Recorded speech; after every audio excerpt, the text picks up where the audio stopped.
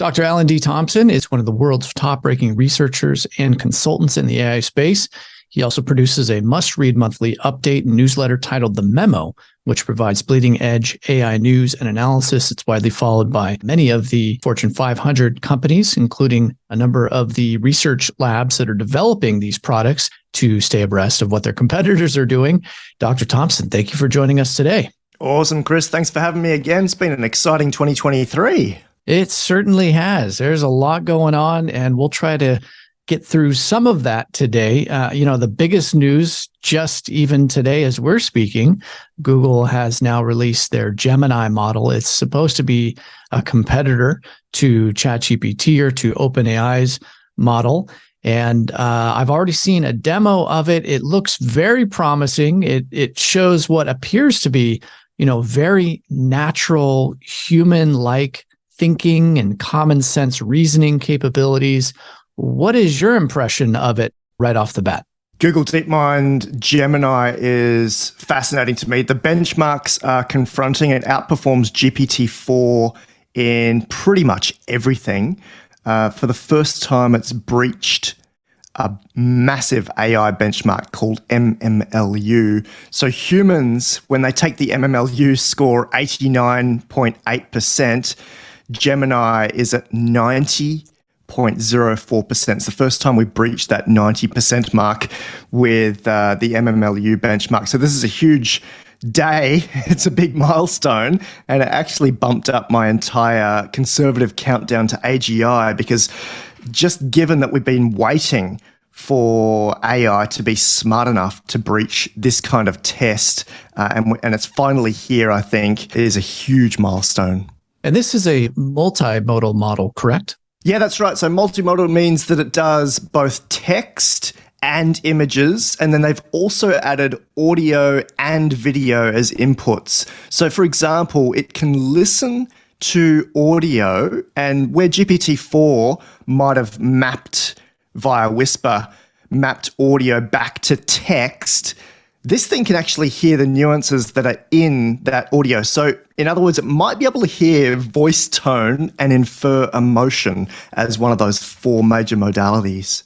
So, one of the things that I was wondering when I saw the release of this demo was, if we harken back, it was probably about 5 years ago when Google had released a demo of their duplex model.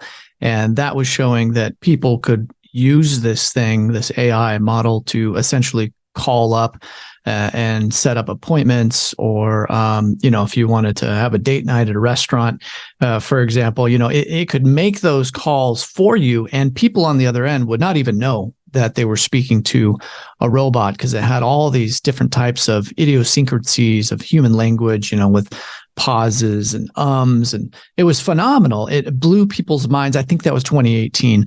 But then we never saw anything come of it, or at least, it never got released to the public, as far as I understand. Is there any chance that we're seeing a repeat of something like that? I remember the Google Duplex announcement, and you're right, we didn't hear anything from that in the 5 years that followed, but the demonstration was phenomenal. This is a little bit different. So Google DeepMind Gemini, today you can start using Pro behind the Bard chatbot, particularly in the US, and they will be releasing that via the Vertex AI platform as well. But the full model, the ultra model, which might be between 1 trillion and 2 trillion parameters, larger than GPT-4, is being fine-tuned and will be released next year. So these are not in research. These are not vaporware. They're actually ready to rock, and it's going to be exciting to actually play around with these. Okay, so people are actually able to use this currently. This is not just a demo. This is something people are able to work on. And like you said, there is a pro model that's available to people. So that's important. That's what distinguishes this from the demo that we saw with Duplex. But even more importantly, I want to get to this point that you just made. This is supposed to be between 1 to 2 trillion parameters? That'd be my guess. That'd be my hypothesis right now. We take a long time to analyze these models. In fact, we're still analyzing GPT-3, the model that was released back in 2020. We're still discovering new things about that 3 or 4 years later. GPT-4, of course, is being unwound and benchmarked against different evaluation sets. Sometimes they are for specialty expert sets, like in chemistry. They're trying it against different things. So this will apply also to Google DeepMind Gemini. It'll take us a year or two to unwind its full capabilities, including guessing as to the architecture. As of this year, a lot of the big labs went, well, we really care about IP and commercialization and keeping things confidential. So we're going to stop publishing details of our architecture. And that's why we're having to guess about how large this model is, given that it outperforms GPT-4. And the hypothesis on GPT-4's size is about 1.76 trillion parameters. We're guessing that it's somewhere between 1 trillion and 2 trillion for Google DeepMind Gemini Ultra, but I'm very keen to have a more accurate assessment on that. I'm not going to be holding my breath for the lab to announce what it is, but certainly we can go some way to deriving what that size might be. Okay, and it would sound like you believe that this is somewhat groundbreaking because, as you said, it bumps up your ranking for how near AGI or artificial general intelligence is. Is that correct? Yeah, that's right. So we've had a conservative countdown to AGI, artificial general intelligence, running for the last year or two. AGI's most basic definition is a machine that performs at the level of an average human across fields. So let's say an IQ of a 100, the ability to think and to pass tests like an average human. And to get to that stage, I think it also needs to be embodied, so it has to have some sort of physical movement. I use Steve Wozniak's benchmark of it has to be able to walk into a strange kitchen and make a cup of coffee. That's AGI. That's 100% AGI. Right now, as of the release of Google DeepMind Gemini, I believe we're about 61% of the way to full artificial general intelligence. And that's a movement from 56% just yesterday. So the update there is pretty significant, given that it has this multimodality. It's not embodied yet, but it's very easy to go and give Gemini a physical body and perhaps even to pass Woz's test. So you run a scorecard of all the various models out there. And obviously, with the introduction of Gemini, you had mentioned that this now outperforms GPT-4 in just about everything. So I would assume if you were to be running the scorecard now with the introduction of Gemini, does this now rank it at the very top? Yeah, that's correct, Chris. So my scorecard, there's two different types of scorecards. I've got an OWL score, which is primarily measuring the size of the model. That's based on the number of tokens, which might be easily comparable to words. It's the amount of data used to train the model, and also the final parameter count, which you can compare with synapses in the human brain. Given those two metrics, the tokens, the data set, and the parameter count, the synapses, we run a little bit of maths on that and give it a final score. Right now, Gemini is at the top of that, has the highest score. Separately, I have scorecards that go and analyze, right, which benchmarks did it outperform on, what was its data set made up of, and a few other things that we quantify, and also look at the qualitative metrics as well. It's fun to analyze this stuff, and there is black and white ways of saying this is the actual size of it, but at the end of the day, there's a lot of special sauce going on in these labs. For example, OpenAI have a lot of optimizations. They've used different ways of compressing that model and making it run faster. And then if we look at Google DeepMind's Gemini from today, they're using special routing within the model that is beyond this transformer architecture that we came up with back in 2017. So those kind of things are hidden from view, but they make the models faster, more efficient, and with higher quality outputs. Now, we've talked about hallucinations before. I know this is something that designers, architects, they're actively trying to resolve. And, from my understanding, GPT-4 was the most accurate, the least likely to hallucinate. That is, to make inferences that weren't accurate. And some of the other ones will rank quite a bit lower. I believe Google Bard, previously, correct me if I'm wrong, had a higher hallucination rate than even GPT-4. Where do things stand there in terms of hallucinations? Is this still an ongoing issue? Are we seeing progress? Any thoughts on that? Yeah, hallucinations, we're definitely seeing progress on that one. So we run different benchmarks that measure the truthfulness and the groundedness of these models. GPT-4 had hallucinations as usual. Google DeepMind Gemini still has hallucinations, but they're definitely working on the fact that these things can be grounded. And sometimes that is as simple as giving it access to a live database or even live web access so it can go and double check and check on evidence. But we haven't solved it as of the end of 2023. I imagine that sometime through 2024, we will get this down to a fine art. It's worthwhile noting that Bard, the chatbot, is a platform. So it was backed by different models. At one stage, it was backed by Google Lambda. Then it was backed by Google Palm up until today. Now it's backed by Google DeepMind Gemini. That's the same with ChatGPT. ChatGPT is a platform. It is backed by the GPT 3.5 Turbo model and also the GPT-4 model and the GPT-4 Turbo model. So depending on which model you choose, these platforms operate in different ways. Yeah, it's really fascinating. And again, you have a number of different scorecards and rankings. You have a lot of research looking at how these various models rank relative to one another. And all of you can access that by going to lifearchitect.ai, and especially for signing up for Dr. Thompson's memo, which comes out every month. Highly recommend it. Let's talk about, again, AGI, artificial general intelligence, because you do have a score for how close we are to getting to AGI. Is a thermometer, a temperature thermometer? How do you refer to that? Yeah, that's right. So lifearchitect.ai/AGI, I call it my conservative countdown to AGI in that I'm being very careful. Every time we add a percentage progress, it's got backed up evidence-based research. It's got scoring or benchmarks. These are not finger in the air and measuring the wind or exaggerating. This is as conservative as I can make it. If we look at this time last year, Cris, so December 2023, the conservative countdown to AGI was at 39%, December 2022, based on Anthropic's model, was called RLCAI 52B. There's a mouthful. And a year later, we're at 61%, primarily due to the new Google DeepMind Gemini breaking this 90% mark for the MMLU scorecard.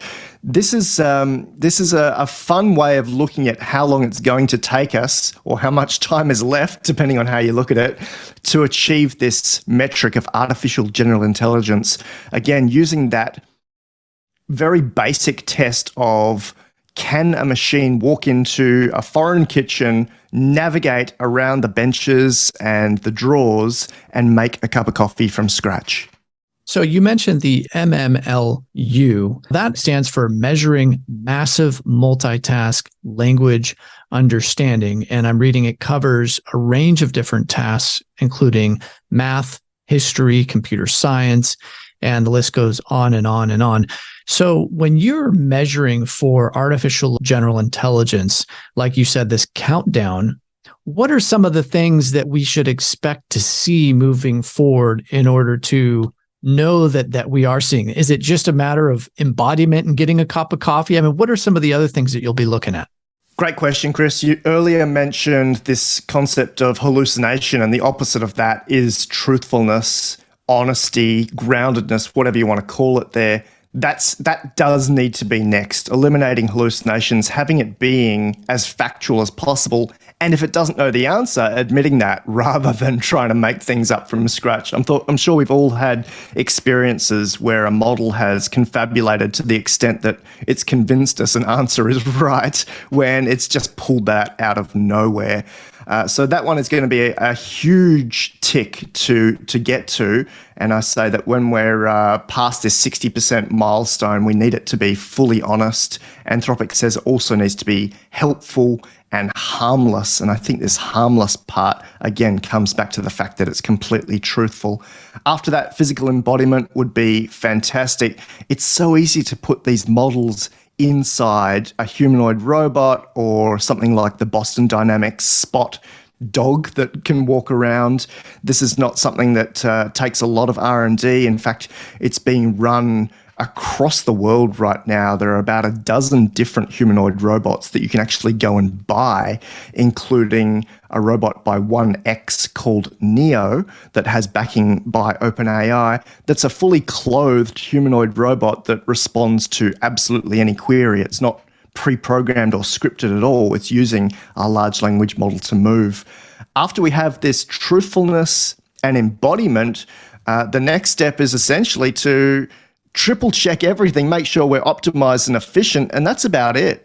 There's nothing extra special that we need to do that we haven't already done, which makes it extremely interesting to me to say, right, what's next? So as we discussed with you in the past, artificial intelligence, as it currently stands, is more intelligent than everyone else in society. I mean, it outperforms every single person. But here's a crucial philosophical point that it sounds like you're making here, that AGI is not only just going to be a matter of super intelligence, but it also needs to be truthful, and it also has to have embodiment. So it sounds like you're taking the view that we likely won't see AGI emerge from these large language models alone, that they will have to be somehow embodied into a robot? That's right. Yeah, there are many different robots as well. So you could put this into something as simple as a robot on wheels, or like we mentioned, the Boston Dynamics Spot dog. All of these are options. They're not difficult options, and in many cases, they've actually already been done. So it's about giving it a bigger large language model, and in particular, a multimodal model. And Gemini gives us that capability where it can see and hear and derive things from both text, images, video, and audio, which is amazing. Google and DeepMind, both part of the Alphabet group, are at the leading edge of robotics and large language models. They've given us so many options now, too many to count, but they've used learnings from Pali, from Flamingo, and from Saycan, which was backed by Palm, over the last 2 or 3 years. And it makes it pretty easy for them to take their learnings from both Google Robotics and what was everyday robots into integrating that with Gemini.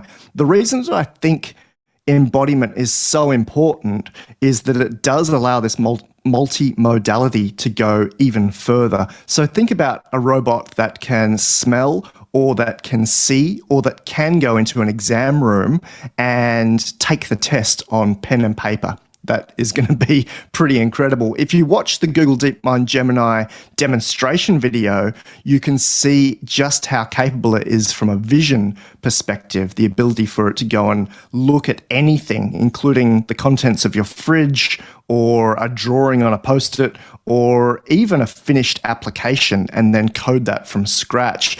I think once it's in a body, it just has more sensitivity to the entire environment. It's able to see, hear, smell, taste, maybe might be a new multimodality that we add to it.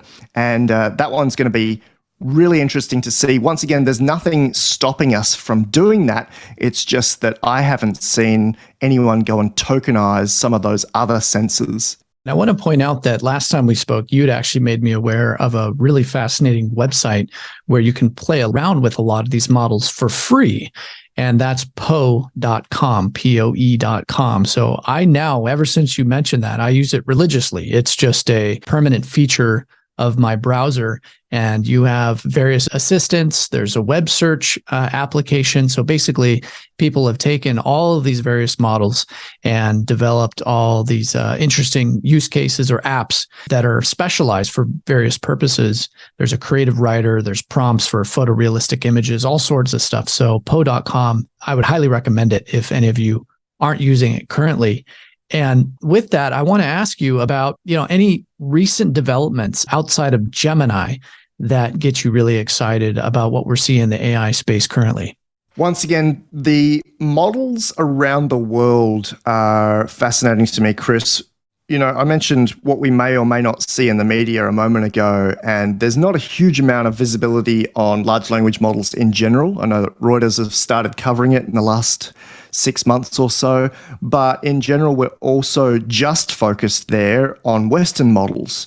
So just across the pond, or maybe across the hemisphere, China's just doing some amazing things. Up until this morning with the release of Gemini, Ernie 4.0 was the leading large language model in the world. It's a dense model. It's 1 trillion plus parameters, and it outperforms GPT-4 on a couple of benchmarks.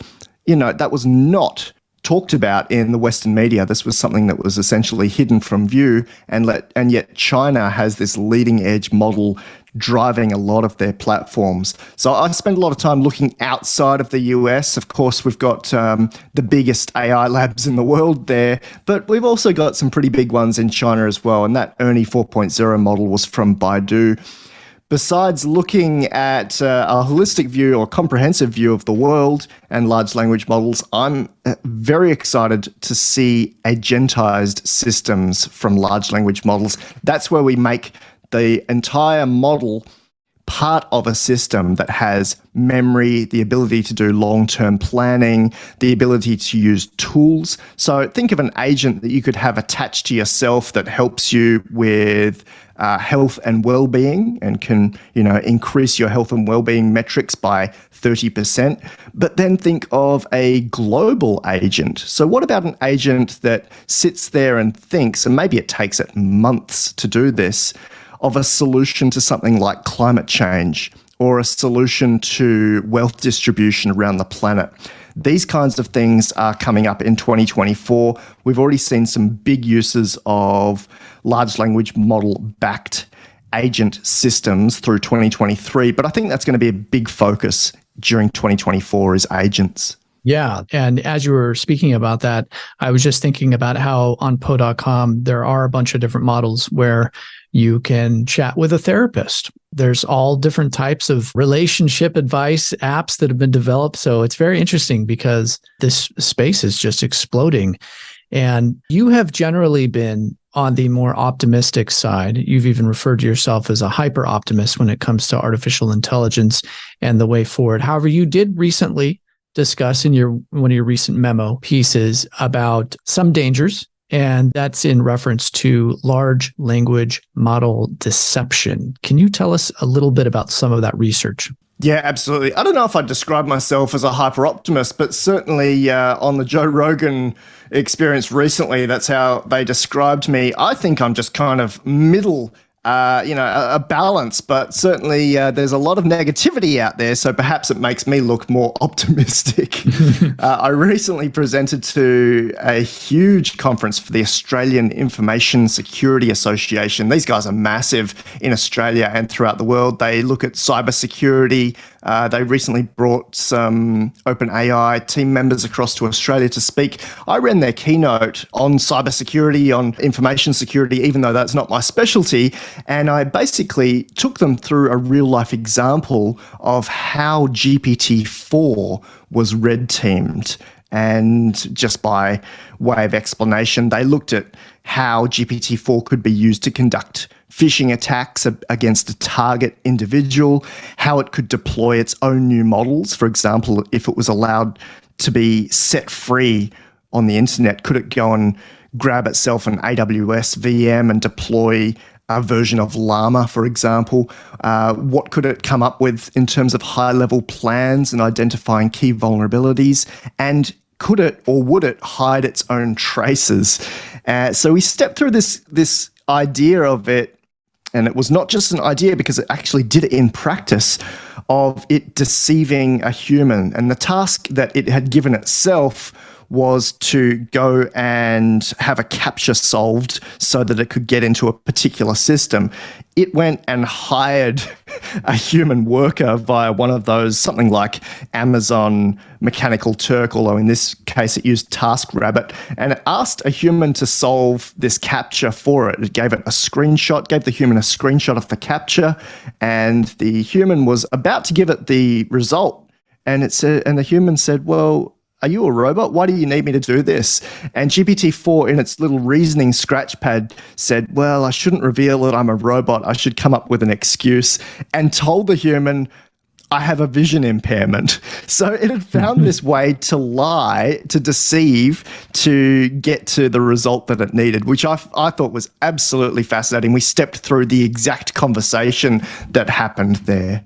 Oh, that's fascinating. And the researchers, they say, this is in the paper, they say that to our knowledge, this is the first demonstration of large language models trained to be helpful, harmless, and honest. However, strategically deceiving their users in a realistic situation without direct instructions or training for deception. So that's a danger. Weaponization is a danger. You also recently wrote that you believe AI is going to scale up the governance ladder.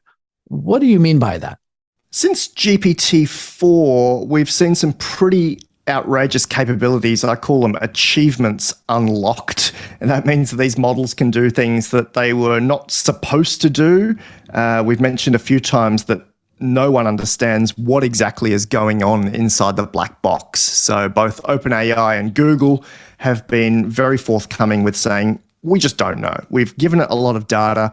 We've allowed it to train for the equivalent of 10,000 years. And the result is something extraordinary. One of the extraordinary achievements unlocked is the fact that it's really good at strategy. So I use in my keynotes an example of the Romanian Prime Minister using a model like ChatGPT behind a piece of hardware. It looks like a mirror, a full-length mirror, and he can walk up to it and talk to it. And this was one of the first examples of AI helping with real-life politics and government and leadership. And it was able to help him have conversations and make decisions based on feedback from the public. So the model was trained and fine-tuned on the Romanian population's, essentially their sentiment. This is one example, but then you've got examples like a company called CS India out of Hyderabad that has assigned ChatGPT as the CEO of their organization. These are really early examples, 2023 examples of governance by artificial intelligence. Look out for stronger versions of this right the way through 2024 and, of course, 2025, where it helps more fully with drafting bills. We've seen laws come into effect that were completely written by AI as of December 2023.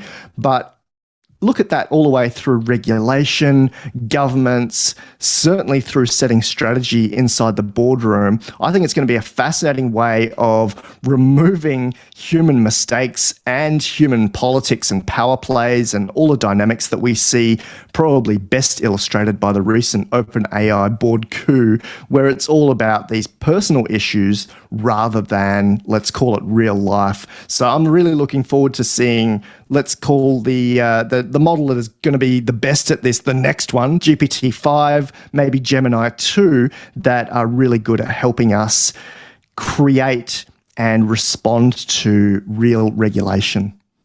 So we should expect that given the capabilities that we see, the rate of progress, AI should move increasingly into influencing corporations, regulators, governments, and other places, as you write. And like you said, there's already AIs that have been made to become CEOs of companies. They're already drafting bills, helping to form legislation, provide consultancy work. So this is a trend that you think we should see. And boy, maybe we can make a prediction here. One of these big tech companies, we call them the Mag 7, of course, of whether or not that is, Google, Meta, Amazon, Apple, Microsoft, you name it. Maybe what we should expect to see in the years ahead is one of these big companies actually replacing their human CEO with their own AI CEO that they develop in-house. Yeah, absolutely. Well, CS India were the first company to do it. I would like to see more of that. I'd like to see GPT-5 having board seats, having at least an AI with one board seat, because it only makes sense. Without that, you're really relying on that human to not have any sociopathy or any mental illness, to not have any sort of human drama, whereas, to put it in plain English, we've got this capacity to have a full boardroom of, let's say, 10,000 Einsteins working for us 24/7. That's GPT-4. You can use that at any time, and it has this capacity to give you feedback with, it doesn't need to sleep, it's not going to argue, it's not going to get offended, it's not going to swear, there's not going to be any weird things that make the tabloids. It's just going to be giving you the best practice results. Why wouldn't you use that internally? Not to influence, but to develop best practice, to engage this for what it's for, which is to help with strategy and to help with the evolution of humanity. As we're talking about this, I was just reminded of a recent article that came up where, increasingly a number of bands, they're moving to a virtualization where I'm trying to remember, I think it was Kiss. It was Kiss. They decided that Kiss they were and ABBA, yeah. Yeah, exactly. Right. So from now on, it's basically going to be AI avatars that are going to be playing at these shows. And they decided, hey, we want the band to continue moving on. We want people to enjoy the experience. We're just getting too old to do it. And it kind of leads me to think, well, what if a company like Apple were to say, hey, Steve Jobs was our best CEO. He was just adored by the masses. Let's bring him back as an avatar and make him the CEO forever. Yeah, it makes a lot of sense. That's a great example. So ABBA started this using Industrial Light and Magic, ILM, out of San Francisco, and KISS have recently done the same thing. I suppose we're all getting older, but these guys in particular are getting older, and the results are phenomenal. The actual physical or virtual or visual outputs from these avatars or these holograms are just incredible. Think about how you could do the same thing for an entire board, and you could even combine the best traits of different people. Say you wanted to have a little bit of empathy from Gandhi or a little bit of spirituality from the Dalai Lama and the strat from Steve Jobs and the confidence of Elon Musk, just by way of example, and maybe the 1990s thought process of Bill Gates. All of that you could combine into your board seat and call it your AI strategist, and I'm sure we'll see even better ideas that come out over the next few months.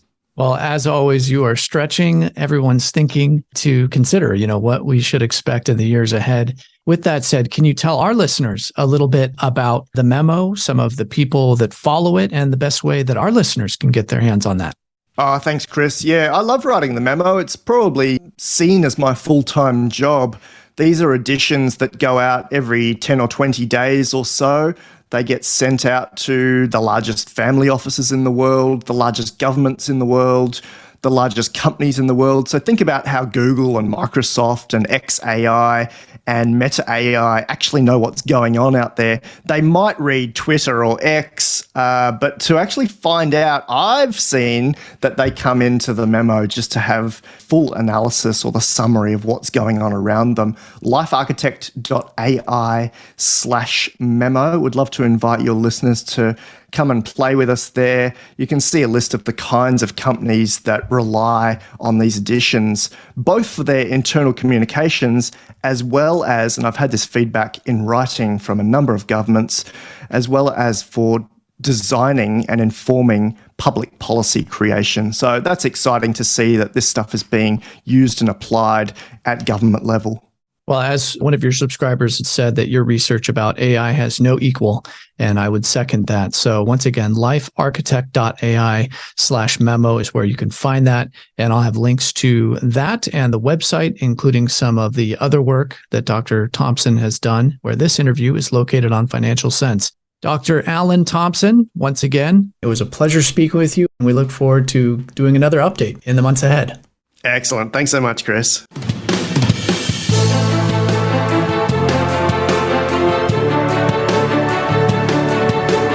The The Financial Sense News Hour is for informational and educational purposes only and should not be considered as a solicitation or offer to purchase or sell any securities. The investments, investment strategies, and investment philosophies discussed or presented on the News Hour each involve their own unique risk factors, which are not discussed on the show. Responses to listener inquiries are based on the personal opinions of the Financial Sense staff and do not take into account listener suitability, objectives, or risk tolerance. Financial Sense News Hour and its parent company shall not be liable for any financial losses that result from investing in any companies mentioned in Financial Sense or arising out of the use of any material on the News Hour. Be advised that you invest at your own risk.